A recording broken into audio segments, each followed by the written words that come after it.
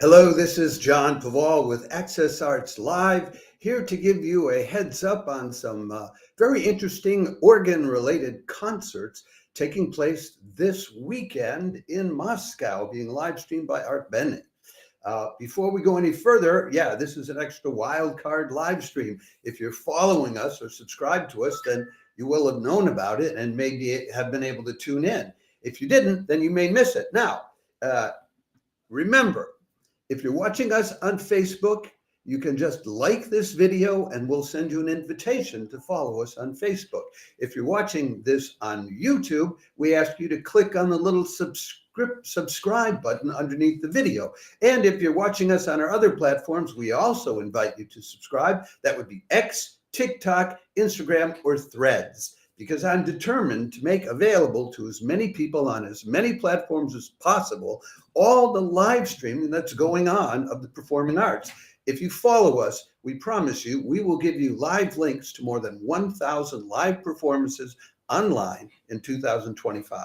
Now, let's get down to the business of why I'm doing this. This weekend, Art Bennett and the Catholic Church in Moscow offered you 3 live streams showing different ways the cathedral's organ can be put to playing Mozart, telling fairy tales, four-handed concerts, and playing both early and very contemporary music with or without other instruments playing along.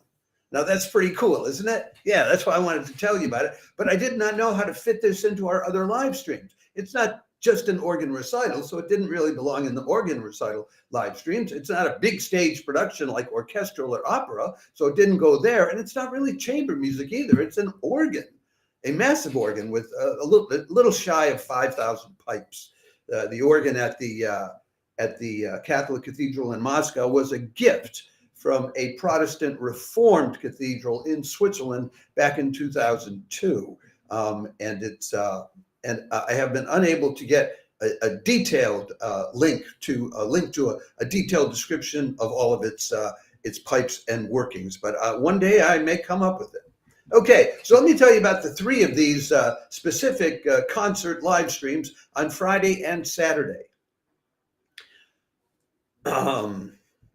In order to do that right, I want to call up the specific image that it's going to go with each concert. And in this case, it'll be a picture of the 2 organists who are doing the four-handed organ concert that I'm about to tell you about, okay? And I will tell you their names and all of that, and we'll all have a good time. Friday, January 24th, you can enjoy a free live stream of 2 accomplished organists playing Mozart, Mozart, and Mozart with 4 hands in a concert with sand animation called Christmas with Mozart from the Catholic Cathedral in Moscow. That'll be at 7 o'clock European time, 1 in the afternoon on the East Coast, lunchtime, 10 in the morning on the West Coast, breakfast, and at 9 in the evening in Moscow, a Friday evening Moscow concert. Now, the 2 organists are the resident organist at the Roman Catholic Cathedral in Moscow and the resident organist at the Anglican Cathedral in Moscow. They are Anna Vetlugina, you see her there on the left, of course, and Dmitry Masimenko on the right. And the concert will be accompanied by sand animation. For a moment, I can show you the sand animation artist. I'm sure that I have a photo of her. This is her. This is Lydia Miller, who is a regular now at the Roman Catholic Cathedral, doing sand animation for their concerts. Oh, and you know what? I also have a portrait of Mozart. There you go. So while I'm telling you about the Mozart they're going to be playing, what they're going to do is they're going to tell the Christmas story using with Mozart's music going with it. Because you see, in Russia and in some other Orthodox countries, they use the Julian candle for Christmas, a calendar for Christmas. So they just had Christmas last week. And unlike us, they do not seem to start Christmas like a month in advance. They seem to continue celebrating it for a bit afterwards. So anyway, here's the way they're going to do this step by step. So they start with the theme that there was no room for them in the hotel. And then they will play the Fantasy in C minor by Mozart as arranged by Vetlugina. All right, then they move on to Holy Night, and they'll play a little night serenade arranged by Vetlugina and Maximento. Then for the Adoration of the Shepherds, they'll play Mozart's Sonata in F major. For the Arrival of the Magi, or the Magi, the Three Kings, they'll play the overture to the Magic Flute, as arranged for the organ. And then for the flight to Egypt, which happens as they're running away from Herod, who's trying to kill them, they will play Symphony Number 40 as arranged for the organ by Vetlugina and Maximento. You got to admit, as the French would say, c'est génial. It's a genial idea. So that's what you have in store for you. It's free of charge. It's on Friday. Then we move on to 2 concerts on Saturday. Let me cue up an image of this one for you too. This one is, oh my gosh, I gotta talk about this one. Saturday, January 25th, the Catholic Cathedral in Moscow live streams a musical setting of Hans Christian Andersen's The Snow Queen with organ, clarinet, string ensemble, and sand animation. The perfect winter fairy tale for this frosty time of year. I thought up that tagline all by myself. How do you like that? Now, here's what this is. This is when I was a boy. We had a record. They still had records in those days. I'm old, man, but we had a record of different fairy tales, and one of them was The Snow Queen, and I absolutely loved it because there's this little boy and he's got a girlfriend, but then the Snow Queen takes him away in her sleigh, and then the girl has to save him, and it's I was so in love with that story and with the little girl, and because I identified. I was the little boy being carried away by the Snow Queen, who was starkly beautiful, but that's not the same thing as a warm and loving friend. I think the friend's name was Kay, but I'm not sure of that. Anyway, so they'll be telling that story. And the music that they'll be playing is music that was composed by Fyodor Stroganov, who's the organist who's going to be playing. He'll also be playing the piano sometimes. Then there'll also be clarinet, violin, and a cello ensemble. And the narration will be read by an actress, Ingeborga Lubomirska, and she has done a number of these kind of musical fairy tale narrations at the Roman Catholic Church in Moscow. The time of day when they do it may explain that to you. This is the kind of family concert that people can take their children to. Yes, the Russians love their children too, as Sting once sang.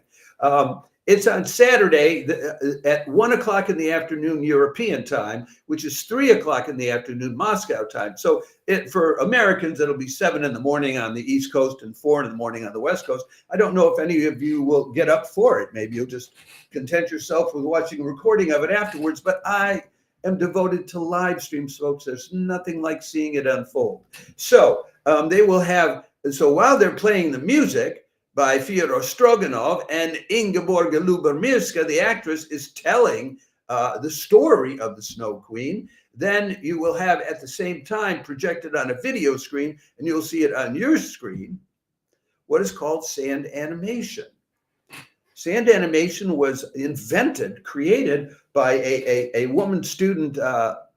Her last name was Leaf, I'm sure of, and now I forget her first name because I didn't redo it in my notes. Back in 1968, she was quite advanced because they were only beginning to take women students at Harvard in those days. Women students had always studied at Radcliffe instead. The girls went to Radcliffe, the boys went to Harvard. Anyway, so she's at Harvard. She makes a film called Sand and does sand animation in it. And what you can see is it's drawing pictures with the sand. And as she's tracing the pictures with the sand, she's pouring the sand literally down onto the platform where she works. So let me show you a picture of how that is done. I have a picture of her at work, which I think I maybe already showed you earlier when I was doing the introduction to another piece. But let me show you this. There's Lydia Miller, and as the music and the story is being told, she will be drawing with sand and with dripping the sand grains down onto the page, very carefully creating these images, and there'll be the images from the story of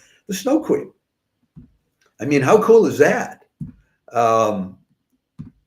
What more do I have to tell you about the particular music? I think that's it. that's what you have in store for you. Especially if you're in Europe, it's a very viewable time. And if you have children, they may enjoy watching the story of the Snow Queen with you. I absolutely loved the story of the Snow Queen when I was a boy. So I can tell you it's a wonderful story. Now, I should point out, the only way you're going to know unless you speak Russian, the only way you're going to know what's happening in the story is by following the sand painting that Lydia Miller is doing, unless you dig out your own copy in your own native language, French, German, Swedish, whatever it's Spanish, whatever it may be, so that you have it sort of like read along with as you're enjoying it, sort of like the libretto to an opera.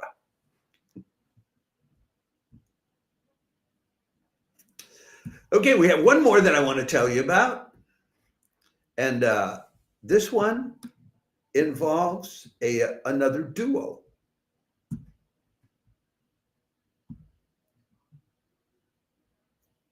And there they are, looking very formal. Saturday, January 25th, composer clarinetist Anton Prishchepa and organist Maria Sharapanova team up once again to live stream an evening of music from the time of Vivaldi, Bach, and Telemann, all the way down to Prishchepa's own composition at the end. Yes, Anton Prishchepa is a composer. If you go online and you look him up, you will find a number of YouTube and other videos where people are playing Prishchepa's music. And this is not the first time Sharapanova and Prishchepa have worked together. I have an image of them at the end of an earlier concert that they did in April of 2023. There's the two of them, at the moment of applause, I guess, at the end after they had concluded a concert, which was a different subject. Anyway, Prishchepa will be playing recorder, clarinet, and we're told ethnic wind instruments. I don't know what those are, but Russia has its own ethnic wind instruments from way out there on the steppes and in Siberia and who knows where. So I can tell you what they'll be playing. I'll give you the list. Vivaldi's Sonata in C minor in 4 parts. Telemann Sonata in F minor for recorder. So let me make sure I get this guy's name right, because I've just learned it. Prishchepa will be playing the recorder there. Then they'll be doing Johann Sebastian Bach's Concerto in A minor in 3 parts after Vivaldi. They'll be doing Mozart's Concerto in A major, the first movement. They'll be doing parts 2 and 3 of František Kramar's Concerto in E flat major. If you don't know Kramar, he was a composer from the mid 18th century, around 1759 to 1831. So just after what's considered the early and then Baroque period, which they usually take you up to 1750. Then they'll be playing a more modern piece by Arthur Coquart, a Frenchman, mid-19th century to early 20th century, Melody and Scherzetto, opus 68. And then they will finish up with Anton Prishchepa's VPKP, which is a rhapsody for various wind solos, recorder, clarinet, and once again, this cryptic phrase, ethnic wind instruments. So at the end of the concert, it will be, without the organ, it will be this guy, Anton Prishchepa, playing by himself. Folks, I just think it's a lovely 3-part Friday and Saturday assemblage. My compliments go out to Art Bene, which regularly does 3, 4, 5 live streams per week from the Roman Catholic Cathedral in Moscow, always free of charge. And they're always quality concerts. They always involve the organ. Sometimes it'll be the organ by itself. Sometimes it'll be the organ with someone singing. Sometimes it'll be the organ with an ensemble or with an orchestra. They do everything they can around the orchestra. So we will be sending this description out to everybody that's interested in organs, and also to everybody that's interested in the earlier music like Telemann and Mozart and Bach. So everybody will have a chance to maybe tune in when you're not busy tuning into the other live streams going on, which are in just 15 minutes, no, just a half an hour's time. There's a live stream starting up, an early music live stream coming from what do they call themselves? It's the Gotham Early Music Society. The Midtown Concerts is what they call it in New York, and which we put up a separate notice about, so you can look that up. And then after that, there's going to be another concert coming to you, a chamber music concert coming to you today from the Kennedy Center, on the Millennium Stage, and the Gulbenkian Orchestra in about hour and 15 minutes from now. We'll be live streaming a concert with Beethoven's Emperor Concerto and Hindemith's with Mathis der Maler Symphony, which is based on his Mathis der Maler opera. So there's something for everybody going on, and there's more going on this weekend. But that is what you have from the Catholic Cathedral of Moscow on Saturday evening with this duo who have worked together before, Anton Prishepa and organist Maria Sharapanova. Show up or blow up, folks. I would remind you, if you're watching this on Facebook, click the like button and we'll send you an invitation so you can follow us. On YouTube, click the subscribe button and follow or subscribe to us if you're watching us on X, TikTok, Instagram, or Threads as well. Ciao for now. I'll probably be back tomorrow on Friday with a weekend update at about the same time, 6